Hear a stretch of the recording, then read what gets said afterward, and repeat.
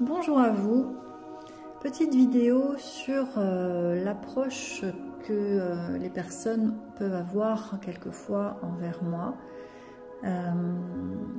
En fait, depuis longtemps, en fait, j'ai une manière d'observer l'autre assez en profondeur. Dans mon travail aujourd'hui de thérapeute, évidemment, ça me sert, mais j'ai toujours regardé comme ça l'autre, c'est-à-dire dans la profondeur du regard. En fait, je vais chercher qui tu es, en fait. Je vais chercher l'essence de la personne. Et ça, c'est pas un travers, c'est quelque chose, mais ça a été longtemps pour moi un problème, parce qu'en fait, je pouvais voir les personnes baisser le regard. Et puis être gênée, dérangée, donc bon, forcément je me remettais en question, qu'est-ce que je fais de travers, etc.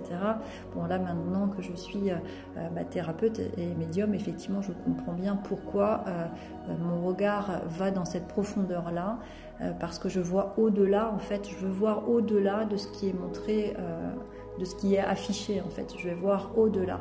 Et bon, bref, quelquefois ça peut justement être dérangeant pour l'autre, donc ça a été le cas longtemps avant. Aujourd'hui ça me dérange plus, moi personnellement, et en même temps, quand j'ai des personnes qui prennent des réservations, qui finalement me disent non, je suis pas prête, je me sens pas prête, ou alors j'entends quelquefois j'ai peur, en fait, ou j'ai attendu 1 an ou 2 avant de venir te voir, en fait je me dis waouh. Alors bon, je le prends pas personnellement, évidemment, enfin un petit peu au départ, et après je me dis bon, ok, ça lui appartient. Effectivement, mon approche dans les séances, je vous aborde dans la globalité et je vais vraiment dans la profondeur de votre être pour justement nettoyer, vous enlever cette carapace, libérer tout ce qui vous enchaîne, pour vous tirer vers le haut et pour reconnaître votre valeur. En fait, je vous vois tel que vous êtes véritablement dans votre essence. Et pour moi, c'est pas simple justement Enfin, c'est pas simple. Je reconnais, tout est juste. Et en même temps, les personnes qui sont pas prêtes à ce moment-là, qui sont sur prendre de rendez-vous et puis qui finalement annulent derrière, je me dis et qui me disent effectivement je suis pas prête, je me dis qu'effectivement c'est ma manière de travailler qui ne leur convient pas pour le moment.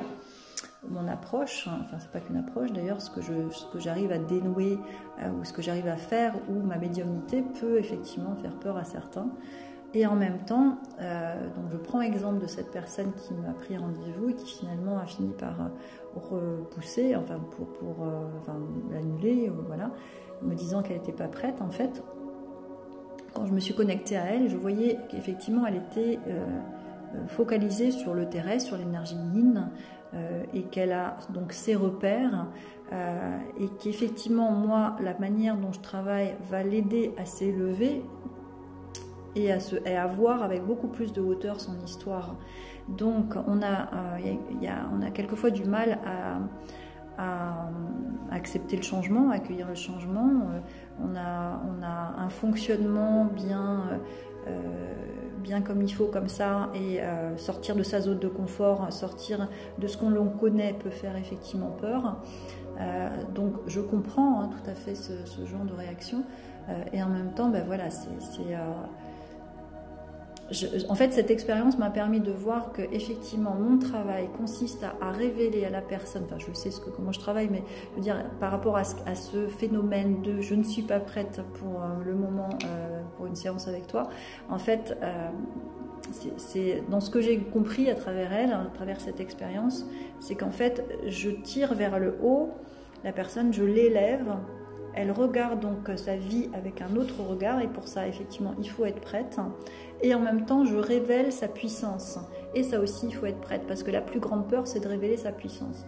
Donc, en ça, je comprends qu'elle ne soit pas forcément prête à ce moment-là.